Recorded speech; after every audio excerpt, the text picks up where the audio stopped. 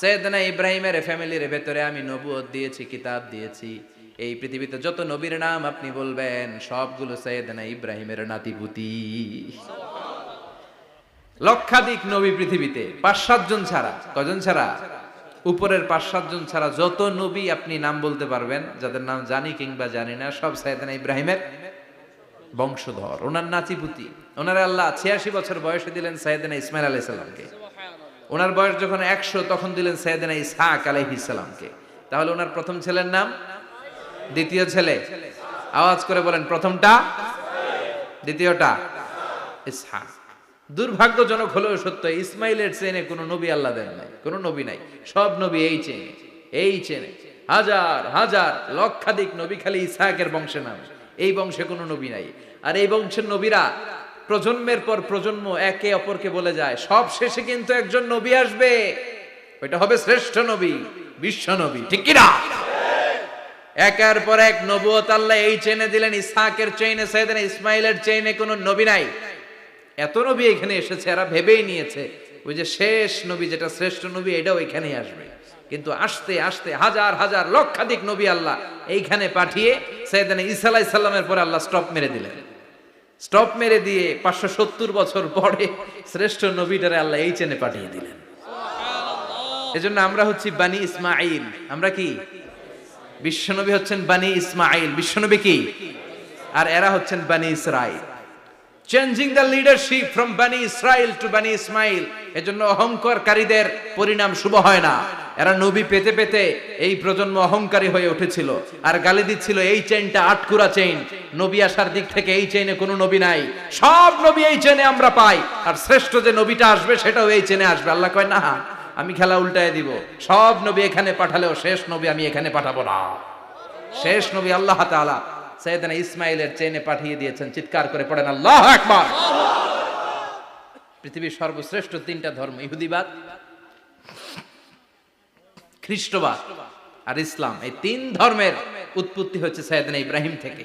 এজন্য এই 3টা ধর্মকে একসাথে বলে অ্যাব্রাহামেটিক ফেইথ, কম্পারেটিভ রিলিজিয়ন। তুলনামূলক ধর্মতত্ত্ব নিয়ে যাদের পড়াশোনা আছে তারা জানবেন এই 3টা ধর্মই আল্লাহর দেয়া। কিন্তু ইহুদিবাদ আর খ্রিস্টবাদ আল্লাহর দেয়া শরীয়তের উপর চলতে পারে নাই, শুধু চলতে পেরেছে ইসলাম। চিল্লা এখন ঠিক কিনা?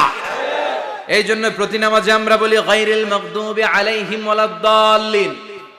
ও আল্লাহ, যারা মাগদুব মানে ইহুদিরা, তাদের পথে আমরা হাঁটতে চাই না। আবার যারা দল্লিন পথভ্রষ্ট খ্রিস্টানদের পথেও আমরা হাঁটতে চাই না। আমরা হাঁটতে চাই ইসলামের পথে। ঠিক কিনা? আমরা যদি হাঁটতে যেয়ে পথ ভুলে যাই, পথ দেখিয়ে দেয় কে? আমি যদি কোনোদিন পথ ভুলে যাই, হাতছানি দিয়ে কাছে নিও, মমতার বন্ধনে আমায় বেঁধে সব ভুল ক্ষমা করে দিও। চিল্লায় পড়েন আমিন। আল্লাহ বললেন, ওয়াজআলনা ফি যুররিয়াতিহিন নুবুওয়াতা ওয়াল কিতাব। আমি সাইয়েদনা ইব্রাহিমের বংশের মধ্যে নবুয়ত দিয়েছি, কিতাবও দিয়েছি। সাইয়েদনা ইব্রাহিম আলাইহিস সালামের উপর কিতাব আছে না নাই? কি নাম কিতাবের? সুহুফ ইব্রাহিম। কোরআনে নাই?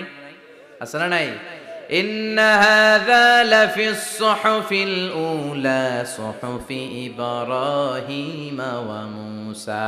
সুবহানাল্লাহ পড়েন। অনেক আল্লাহ কিতাব দিয়েছে, নবুয়ত দিয়েছে, সব নবীদের বাবা বানিয়েছে। ওনার উপাধি হচ্ছে আবুল আম্বিয়া।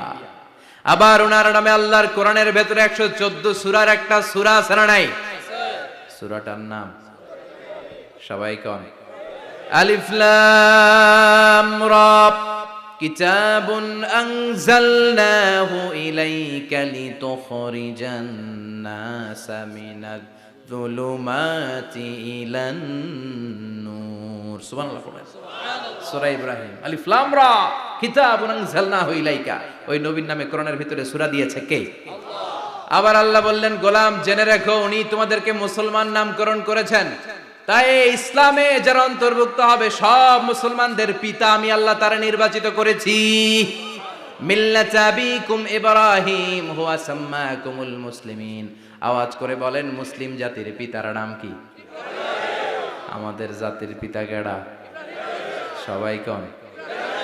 মনে থাকবে না ভুল করবেন? ভুল করবেন? জাতির পিতা কে? চিল্লায় বলেন জাতির পিতা কে? মিল্লাতে আবিকুম ইব্রাহিম ওয়া সাম্মাকুমুল মুসলিমিন, যিনি তোমাদেরকে মুসলমান বলে অভিহিত করেছে। আবার আল্লাহ বললেন ইব্রাহিম সবাইরে তুমি মুসলমান নাম রাখলে, তুমি মুসলমান হও। আসলিম ক্বালা আসলামতু লিরাব্বিল আলামিন, বলতে দেরি, কালিমা পড়ে মুসলমান হতে দেরি নাই, চিল্লায় পড়েন আল্লাহু আকবার। আবার আল্লাহ বলে আমার নবী ইব্রাহিম এমন নবী, এই নবীর মতো বিনয়ী নবী নাই। ইন্না ইব্রাহিম লাহালিমুন আওয়াহুম মুনীব।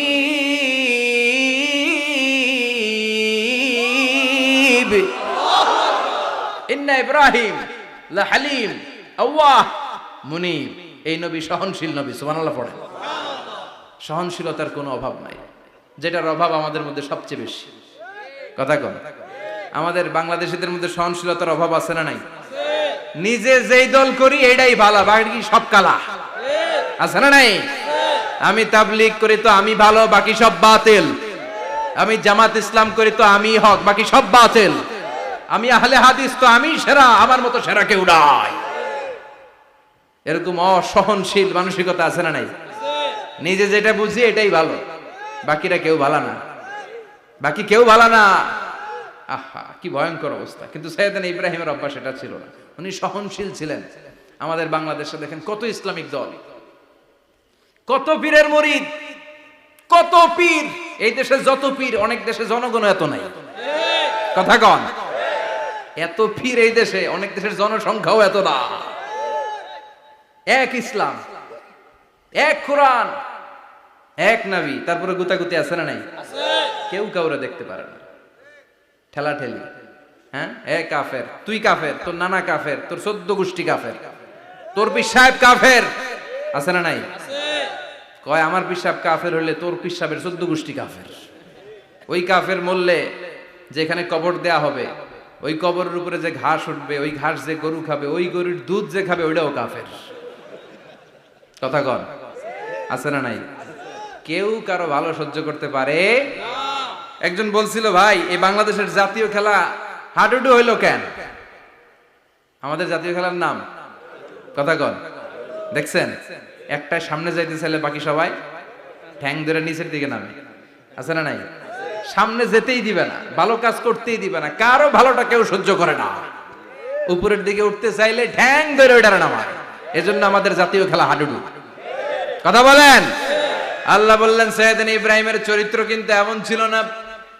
ইন্না ইব্রাহিম আলা হালিমুন আওয়াহুম মুনীব, আমার ইব্রাহিম ছিল সহনশীল। আল্লাহু আকবার।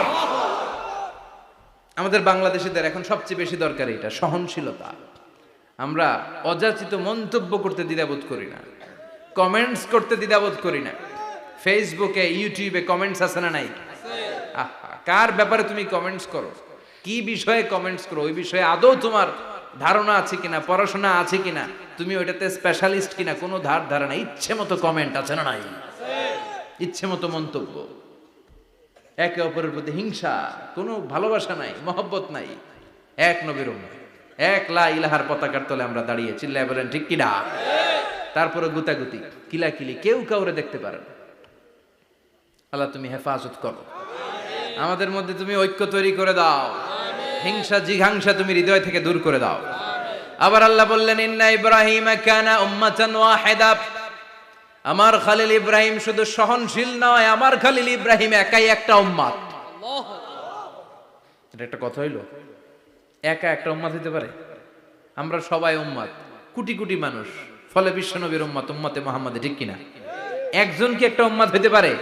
আল্লাহ বললেন ইব্রাহিম এমন নবী, একাই একটা উম্মত। সুবহানাল্লাহ পড়ে। ইন্না ইব্রাহিম কানা উম্মাহ ওয়াহিদার, কারণ উনি যখন জমিনে ছিলেন একটা লোক আল্লাহর নাম নেয়ার মতো ছিল না, সব ছিল মুশরিক, উনি ছাড়া সব মুশরিক। উনি ছিলেন মুওয়াহহিদ, তাওহীদের পক্ষে। উনি ছাড়া পৃথিবীতে তখন যারা ছিল সব ছিল তাওহীদের বিপক্ষে, মানে মুশরিক। আল্লাহ বুঝাতে চাইলেন পুরো মুশরিক গোষ্ঠী একটা উম্মত, আমার ইব্রাহিম খলিল একাই আরেক উম্মত।